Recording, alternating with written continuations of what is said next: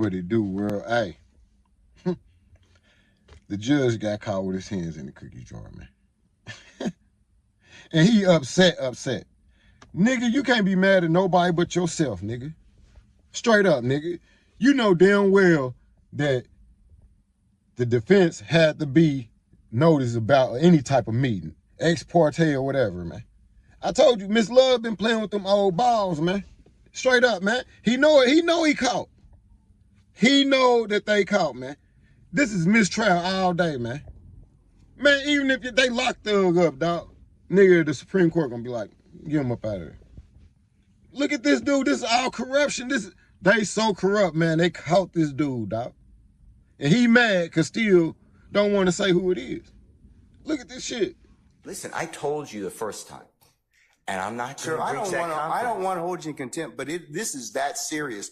Judge, you cannot eavesdrop and get information that was not meant for you to hear at that particular point in time. Judge, listen, listen. I'll do whatever you want to 5 o'clock or thereafter. But what I'm trying to tell you is, Your Honor, this is so serious to me. We need a hearing, and I'm moving for a mistrial.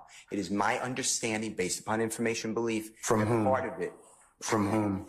Well, I'd like to get the substance first, and then we can. Okay, well then you'll be in custody until then, because you need to tell me how you got the information. I'm not asking you what was said. You've already kind of given us some snippets of what you said.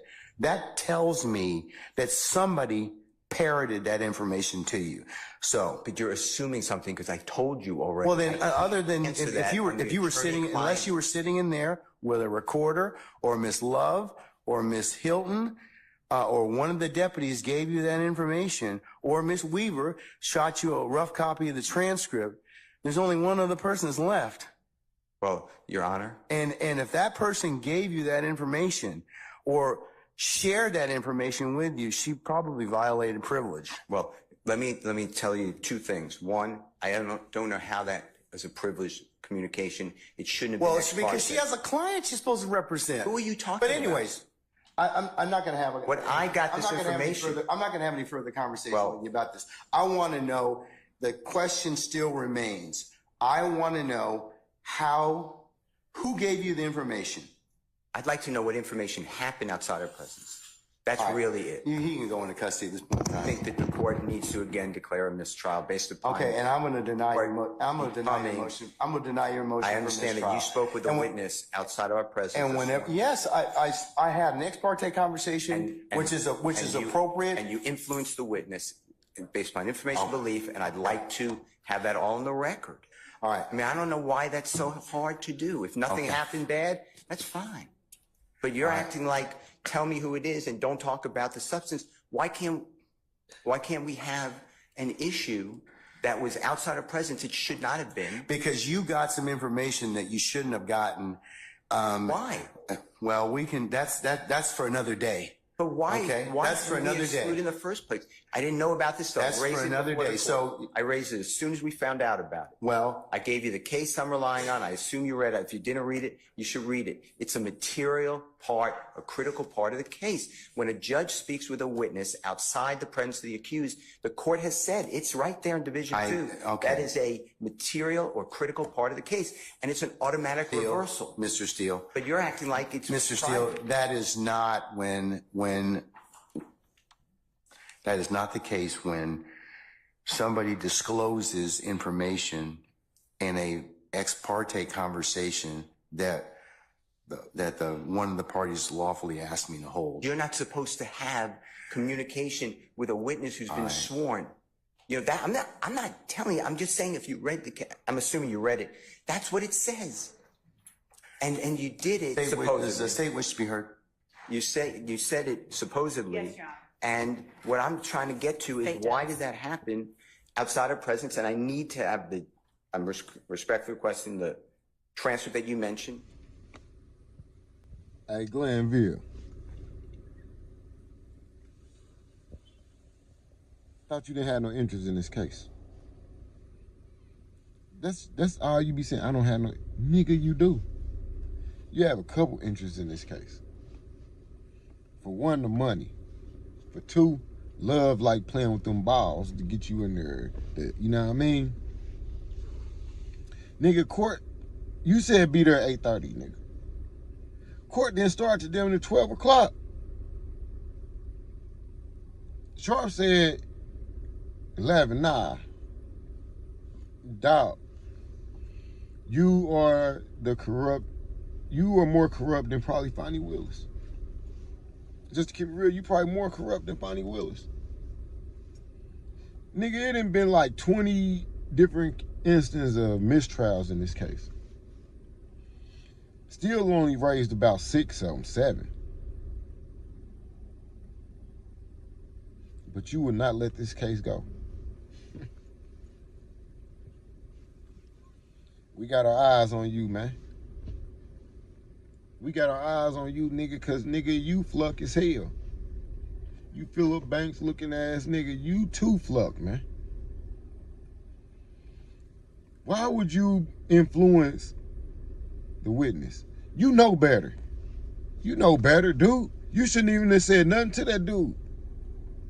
So that let you know you just as corrupt.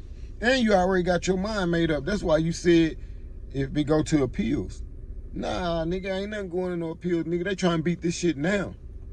You are so corrupt, dog. That's wild, man. Y'all really had a conversation with this man.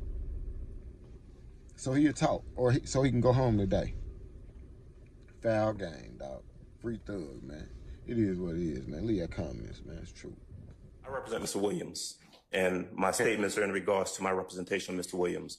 All right. He has 2 attorneys. Okay, yeah, he does, but The court now having found Mr. Steele in contempt, if the court continues in that position, that leaves Mr. Williams represented, at least at this juncture, by myself. That puts me in a position of making sure the court is aware that I'm in receipt of the same information that Mr. Steele received. I'm of the same opinion that the court has engaged in behavior that I believe compromises and corrupts the continuation of this trial. I do believe that we are entitled to and should receive a copy of the transcript so that a full investigation can be made as to what we believe has occurred here. And so I take the same position as Mr. Steele. I am asking for a mistrial, as he did previously, and I'm telling the court that I do not believe that we can proceed at this point based upon the information that we've received. all right. So, And frankly, I don't believe the state has any say in that. My statements are in regards to my representation of Mr. Williams, and if Mr. Steele is going to be held in contempt, I have exactly the same position. I also do not. well, believe I asked him, so I didn't ask you. Yeah. So, but I'll leave it at that. Okay.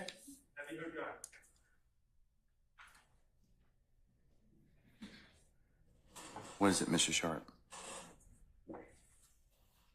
Thank you, Your Honor. As you know, I represent Shannon Stillwell. On behalf of Shannon Stillwell, I am going to be moving for a mistrial, first and foremost. I just want to clear up a few things that have been said. Today, we were instructed to come 8:30 for a 9 o'clock start.